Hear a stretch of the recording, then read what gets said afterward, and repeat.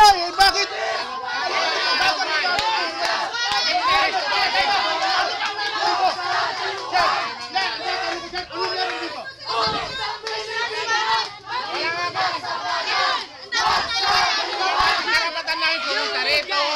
Hindi dapat puntahan ng mga pulis. Wala namang ginagawa yung mga presidente dito. Pwede, magkuha kami dito.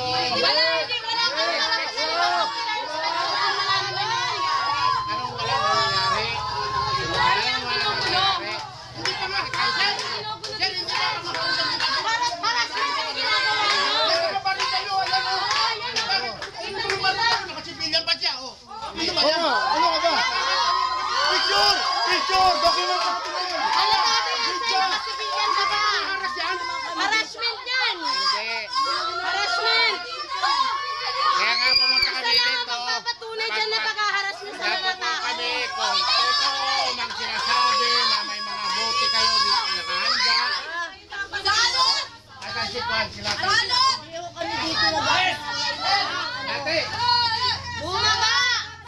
Bumayag ka!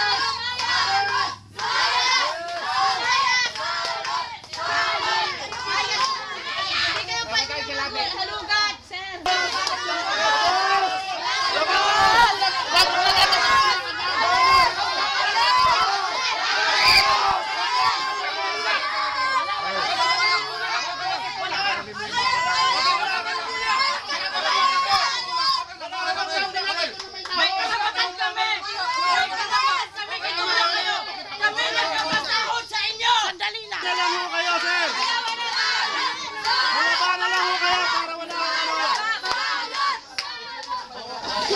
Wala kayong karapatan na manatili. Uy! Wala wala kaming masamang ginagawa. Kaya nga. May masama pa rin kami ginagawa. Ayan o, bakit mo ginagawa? Anong ginagawa niya? Nang gagawin ko kayo. Wala yung ginawa rin ng mga polis na yan.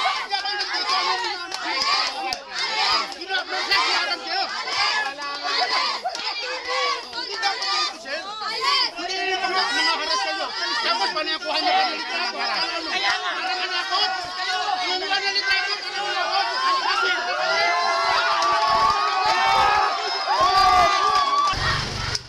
O yan, basahin mo yan. Basahin ko sa makikita. O kaya kinigan lang yan. Ibig sabihin, kinigan pala talaga. Yung sa inyo galing dyan. Hindi sa amin. Nasa kapulisan. Wala na kami. Nais ko namin. Bayaran kayo! Bayaran! Tuta! Tuta! Kasi Mapaaga pa kayo niyan sa ginagawa nyo. Hindi naman kayo mananalo sa pulis. Kahit anong gawin nyo. Masasaktan lang kayo. Mapapaaway lang kayo sa pulis. Kasi ano na Ano ngayon? Kung hindi ako taga rito, kaya kapal na mukha nyo. Wala na ba kayong search warrant? Bilisan mo!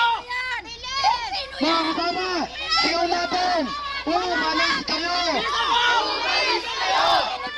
Bilis kayo!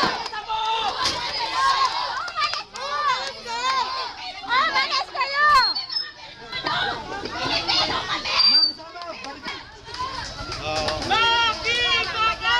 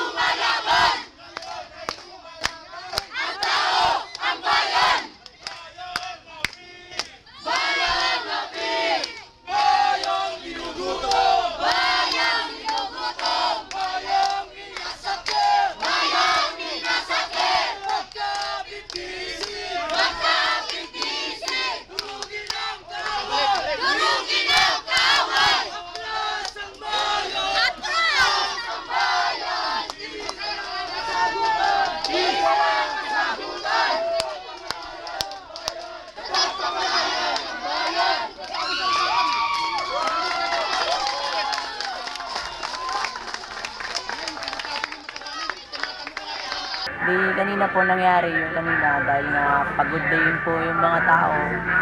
Mga bandang alas 2 ay nagkalasan po yung mga taong sumusuporta. Di nung huling lumabas po yung taong may huling batch na lumabas, sakto namang mga 10 minutes lang yung nakalipas, biglang dumating yung mga pulis. Yung sasakyan nila ay nakalagay in CRPO. Tapos yung nagulat na lang kami, kala namin dadaan lang siya. Tapos huminto siya, tapos bumaba yung si Arcaliana. Kasunod niya si Rosales. Tapos si Arcaliana ay pumunta ng kubol at tinitingnan niya yung mga, sabi niya may mga gamit daw tayong may nagtimbre daw sa kanila na may mga gamit daw tayo. Hindi ko natin alam kung ano yung mga gamit na hinahanap niya. Nung tinignan naman niya yung kubol, nakita lang naman niya termos, plato, kutsara, lutuan. Tapos yung bote, hindi pa niliwanag namin, yung bote ay gagamitin namin laban sa demolition. Yung sandata natin laban sa demolition. Di habang kukwento kung bakit sila nandito, di hinihingian natin sila ng warrant of arrest, search warrant na wala naman silang maipakita at yun, tinaboy na rin natin si Rosales na may nakaambang demolition dito at kaya tayo ay pinalayas yung mga pulis kasi karanasan naman natin yan, baka may kasunod na demolition team. Pinakita natin yung pinaskill ng DSWD nung Friday na binibigyan tayo ng 3 araw at kinuha nila yun, pinunit o nirolyo nila, tinanggal nila yun dun sa pagkakadikit. Tapos yung ayaw pa rin umalis ni Arcaliana, hindi hinarang na natin yung barikada. Ang sabi niya, alisin nyo yung barikada. Tapos sabi natin ay hindi namin naalisin yung barikada hanggat hindi kayo umalis dito. Kasi ang ginawa lang talaga nila, nagpupurboke lang din naman talaga sila ng gulo. Tingin naman natin kung bakit sila nagpunta rito. Dahil nga, tinatansya din nila kung mayroon ba talagang lalaban dito na kung gaano na lang kalaki yung lalaban dito mamamayan. Ginawa na nila noon yan yung sorpresa, kaya lang nasorpresa din sila na akala nila walang lalaban, pero halos kalakhan ng mga mayan dito sa Corazon de Jesus ay lumabas talaga at pigilan yung demolition.